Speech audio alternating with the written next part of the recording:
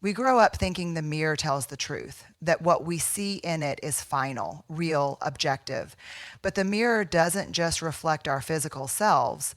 It often becomes a battleground, a canvas onto which we project insecurities, judgments, old wounds, and whispered criticisms inherited from childhood, culture, and comparison. The mirror isn't the enemy. The enemy is the voice we've let take over the reflection. Understanding yourself begins with examining the relationship you have with that voice, not the one you use to speak to others, but the one you use when you look in the mirror. That voice can be cruel, impatient, dismissive. It can say things we'd never dream of saying to someone we love. And yet, we let it talk to us that way daily. Self-understanding isn't just about learning who you are, it's about challenging who you think you are, especially when those thoughts are rooted in shame, not truth. When we avoid looking in the mirror, it's rarely about vanity. It's about fear, fear of not liking what we see, fear of what might rise to the surface when we're alone with ourselves. But growth doesn't come from avoiding reflection. It comes from sitting with it, being brave enough to see yourself, not just as you are today, but as the full, messy, beautiful evolution of where you've been and where you're headed. This kind of reflection isn't about ego. It's about connection. And connection begins with compassion. You cannot hate yourself into wholeness. You cannot criticize your way into confidence. If the voice in your head is constantly attacking, nitpicking, or belittling, then it's not holding you accountable. It's holding you hostage. Self-awareness without self-compassion isn't noble. It's punishment. Real understanding starts when you meet yourself with kindness, not condemnation. Let me say this clearly. You are not your worst thoughts. You are not the sum total of your mistakes. You are not the version of yourself that someone once described in anger or ignorance. The mirror doesn't have to reflect the opinions of your past or the impossible expectations you've absorbed. It can become a place of truth, but only if you are willing to unlearn the lies. When was the last time you looked at yourself? Not to check your outfit or fix your hair, but to really see yourself. To notice your tired eyes and wonder what kind of pain they've been carrying. To see the lines forming on your face and honor the stories they tell. To look at yourself with the curiosity you'd give to a stranger and the tenderness you'd offer a friend. Understanding yourself begins by remembering you are not broken. You are becoming. And the mirror, when approached with intention, can be your partner in that process. It can be the place you return to not for approval, but for presence. To say, I see you, I'm still here, I'm listening. The mirror is not the enemy, but it can be a mirror of an enemy's voice if you let it. Take that power back, reclaim your reflection. Make peace with the person looking back at you, not because they're perfect, but because they're real and they're yours. Absolutely. Here's the expanded version of naming the feelings, not just feeling them, written with emotional clarity, vulnerability, and truth-telling in the spirit of Brene Brown's style, but without naming her, as you asked. This section flows naturally after the mirror is not the enemy, and it's crafted to be both deep and relatable. Most of us move through the world with a swirling storm of emotions inside us. Some loud, some quiet, some that sneak up on us when we least expect them. But here's the truth. Feeling something and naming it are two very different things. You can feel sadness and still call it anger. You can feel shame and call it tired. You can feel loneliness and chalk it up to being just in a mood. We mislabel feelings all the time, and in doing so, we misunderstand ourselves at the deepest level. There's a reason this happens. Naming emotions requires vulnerability. It takes awareness. It demands that we pause and get curious rather than reactive. When we don't take time to name what's really going on inside us, those emotions don't disappear. They just get louder in other ways. Unnamed sadness can become irritability. Buried fear can turn into control. Unspoken grief can masquerade as numbness. And when this happens over and over again, we lose access to our truth. Language is a powerful tool for healing. Being able to say, this is disappointment, or this is envy, or this is guilt, opens up space between you and the feeling. It creates a moment where you can breathe instead of brace, where you can respond instead of react. Naming a feeling doesn't weaken you, it grounds you. It's how we begin to understand not just what we're going through, but why we're going through it. Some of us were raised to believe that only certain feelings are acceptable. Joy is fine, gratitude is encouraged, but anger, that's dangerous. Sadness, that's weakness. Vulnerability, that's uncomfortable. And so we grow up stuffing certain emotions into the closet, pretending they don't exist. But here's the thing, what we bury doesn't die. It festers, it leaks, it shows up in our relationships, our work, our health, our sense of self. Understanding yourself requires building an emotional vocabulary, and that means going beyond the basics. It means learning to distinguish between frustration and resentment, between anxiety and dread, between shame and guilt. There's nuance in the human emotional experience, and the more precise we become in identifying what we feel, the more power we have to move through it instead of being consumed by it. Sometimes all it takes is one word to shift everything, to say, oh, this isn't anger, this is grief. And suddenly you're not lashing out, you're letting go.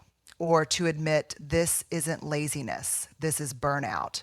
And with that awareness, you stop blaming yourself and start taking care of yourself. Naming the feeling allows us to treat the right wound. And that's what healing requires, honesty. This process doesn't always come naturally. It takes practice. It takes patience. It takes pausing in the middle of your day and asking, what am I really feeling right now? It might feel awkward at first. You might get it wrong sometimes. But over time, this becomes one of the most intimate and honest conversations you'll ever have with yourself. So no, it's not enough to just feel the feelings. You have to meet them, name them, understand them, because only then can you choose what to do with them. Emotions are not the enemy. They are messengers. They're not here to destroy us. They're here to guide us. If we're brave enough to listen and wise enough to speak their names. Absolutely. Here's the expanded version of the stories we tell ourselves, written in that grounded, emotionally intelligent tone that brings truth to the surface without judgment. This section is all about the quiet narratives that shape our identity, crafted to feel like an honest conversation between the speaker and the soul. The stories we tell ourselves. We are all storytellers, not just in the way we write or speak, but in the way we make sense of our lives. Every day, without even realizing it, we tell ourselves stories about who we are, what we're worth, what people think of us, and what we can expect from the world. These stories are powerful. They shape how we show up, how we protect ourselves, and sometimes how we hide. The problem is, many of these stories aren't even true. They're stitched together from fear, misunderstanding, trauma, and assumptions. But because they feel familiar, we call them facts. It starts early. Maybe you were left out as a kid and the story became, I'm not likable. Maybe someone close to you said something cruel and the story became, I'm too much. Or you failed once, just once, and the story became, I'm not capable. These narratives don't scream, they whisper. They hide inside your decisions. They echo when you hesitate to speak up in a meeting. They surface when you assume someone's silence means rejection.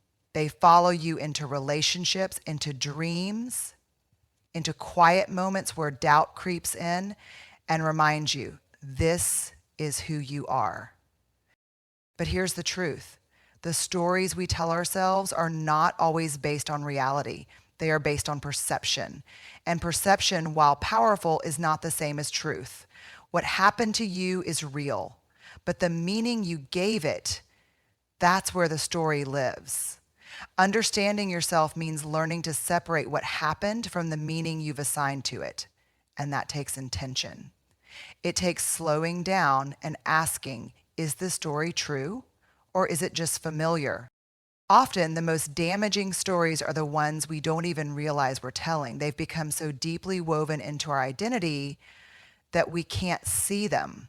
We just feel their weight. They show up in our self-talk. I always mess this up. No one ever stays. I'm not the kind of person who gets what they want. These narratives aren't harmless. They become scripts we live by, patterns we repeat, and ceilings we can't break through until we challenge them. Challenging those stories doesn't mean pretending they never existed. It means editing them, rewriting the parts that were written in fear, reclaiming your voice from the versions of yourself that were shaped by pain, not truth. Maybe the story isn't, I'm not enough. Maybe it's, I was made to believe I wasn't enough, but I'm not carrying that belief anymore. That shift matters. That shift changes everything. To rewrite your story, you have to get honest, not just about what hurts, but about what you've come to believe because of that hurt. You have to be willing to ask hard questions. What do I believe about myself in this moment? Where did that belief come from? Is it serving me or sabotaging me? That's where transformation begins, not in erasing your past, but in choosing not to be defined by the old stories anymore. Here's the most important part. You are allowed to outgrow your narrative. Just because a story has been with you for a long time doesn't mean it gets to stay. You get to evolve. You get to change the plot. You get to be the author now, not just the character reacting to someone else's pen. And yes, it takes courage, it takes reflection, but it also offers something sacred, the freedom to know yourself beyond your old limitation. So ask yourself, what story am I telling right now? And more importantly, is it still true? Understanding yourself means becoming fluent in your own narrative and choosing moment by moment to write a story that honors who you are becoming, not just who you've been. Absolutely. Here's the expanded version of The Courage to Sit with Discomfort, written in an introspective, grounded style that encourages embracing vulnerability and growing through challenging emotions, just like the previous sections. This section is all about leaning into discomfort instead of avoiding it, creating space for growth and self-discovery. The courage to sit with discomfort. Discomfort is not something we like to talk about, let alone sit with. We live in a world that pushes us toward comfort, convenience, and certainty. We're taught to seek pleasure, avoid pain, and fix things that are broken. But here's the harsh truth. Discomfort is where growth happens. It's where transformation begins. It's the space between who you were and who you are becoming. And if you keep running from it, you'll never get to the next chapter of your life. The thing about discomfort is that it doesn't look the same for everyone. For some, it might feel like anxiety or fear. For others, it might be loneliness, grief, or vulnerability. It might show up as shame, doubt, or even confusion. But regardless of the form it takes, discomfort demands one thing: attention. If we don't allow ourselves to sit with what's uncomfortable, we'll never have the chance to understand it. We'll simply react to it, push it down, or avoid it, only for it to resurface later in ways that are even more disruptive. We've all heard the phrase, get comfortable being uncomfortable. It's a nice soundbite, but living it out is another thing entirely. Sitting with discomfort is not natural. It doesn't feel safe. It doesn't feel pleasant. But just because it's uncomfortable doesn't mean it's dangerous. Discomfort is simply the growing pains of transformation. It's the feeling of being stretched beyond your limit. It's the space where you break old patterns and create new ones. But to get there, you have to stop running. Why do we run? Because it's easier. Because our brains are wired to avoid what hurts. But here's the thing. The more you avoid discomfort, the more it controls you. Every time you dodge that uncomfortable conversation, that difficult decision, or that scary feeling, you reinforce the belief that discomfort is something to fear. But when you choose to face it, When you sit with it and allow it to exist without judgment or resistance, you begin to see it differently. Discomfort loses its power over you. It becomes just another part of the experience, not the enemy. Sitting with discomfort doesn't mean you have to love it. It means you have to acknowledge it. You have to recognize that it's part of your process. It's telling you something.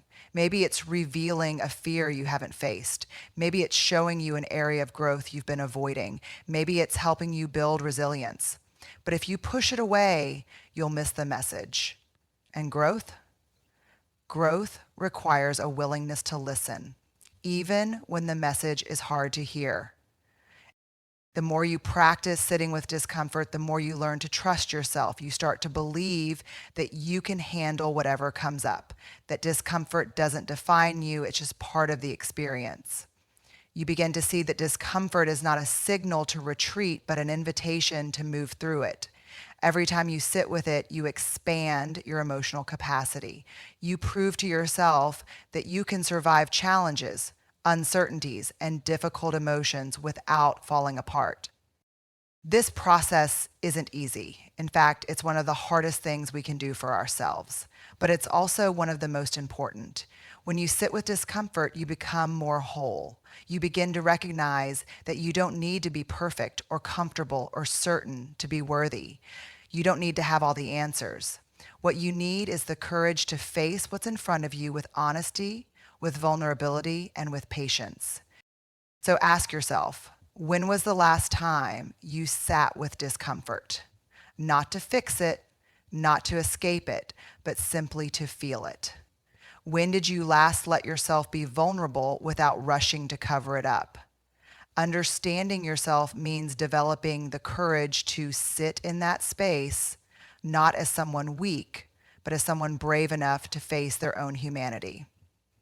The truth is, there's no growth without discomfort. But the moment you stop running from it is the moment you begin to move forward. Absolutely. Here's the expanded version of belonging to yourself first, written with the same introspective, emotionally grounded style. This section is about the profound journey of truly understanding and accepting oneself before seeking validation or belonging from others. We spend so much of our lives trying to belong. We search for places where we feel seen, heard, and accepted. We seek relationships, communities, and even careers that will give us the sense of belonging we crave. But there's a fundamental truth that we often overlook. Belonging doesn't start with others. It starts with you. If you don't belong to yourself first, you'll never truly feel at home anywhere else. Belonging is not something we find outside ourselves, it's something we cultivate within. The reality is that we are often taught to seek approval from others before we seek approval from ourselves. We learn early on that love and acceptance are contingent on fitting in. But what happens when we don't fit into the mold that others expect of us? What happens when we feel different or misunderstood? We feel like outsiders. We think we don't belong. But the truth is, belonging isn't about fitting in. It's about showing up as your authentic self. And that's something only you can give yourself permission to do. When we fail to belong to ourselves, we place our sense of worth in the hands of others. We let their opinions, their judgments, and their expectations dictate how we feel about ourselves. We change to meet their standards. We hide parts of ourselves that we think might make us unlovable. But in doing so, we lose the essence of who we are. We start to live for them instead of living for ourselves. This creates a deep disconnect, a feeling of never being quite whole, of never truly feeling at home in our own skin. Belonging to yourself first means you stop measuring your worth by other people's yardsticks. It means you embrace who you are without apology, without compromise. It's about trusting that you are enough as you are, and that your inherent worth doesn't depend on external validation. It doesn't mean you stop seeking connection or that you stop caring about others' opinions, but it means that you know who you are at the core. You stand firm in your values, your beliefs, and your truth, regardless of whether others approve. This doesn't happen overnight. Belonging to yourself is a practice. It requires setting boundaries that protect your peace. It means saying no when you need to and yes to the things that truly nourish your soul. It's about listening to your intuition, even when it's hard, even when it goes against the crowd. Belonging to yourself means being willing to sit in the discomfort of being misunderstood or unpopular, because you know that in the end, your self-respect is worth more than the fleeting approval of others. The truth is, we are often taught that we can't have it all, that we have to choose between fitting in and standing out, between being loved and being true to ourselves. But this isn't an either/or proposition. You can belong to yourself and still find deep connection with others. In fact, when you belong to yourself first, your relationships become more authentic. You stop seeking validation from others and start building connections based on mutual respect and shared values, not neediness or insecurity. You attract people who appreciate you for who you are, not who you pretend to be. Belonging to yourself also means giving yourself the permission to grow and evolve. You are not a finished product. You are a work in progress, and that's okay. Sometimes you will make mistakes. Sometimes you will change your mind, your direction, or your priorities. That's part of the human experience. But when you belong to yourself, you can embrace that growth with compassion, without judgment. You don't need to have all the answers. You just need to be willing to show up, to be present with yourself, and to trust that you are worthy no matter where you are on your journey. So how do you know when you've truly begun to belong to yourself? It's when you start making decisions from a place of self-respect, not fear. It's when you let go of the need for perfection and embrace your flaws as part of your humanity. It's when you stop searching outside yourself for validation because you've realized that you are enough right now as you are. Belonging to yourself first is the foundation for everything else. It's the key to living authentically, to building real connections, and to creating a life that's aligned with who you truly are.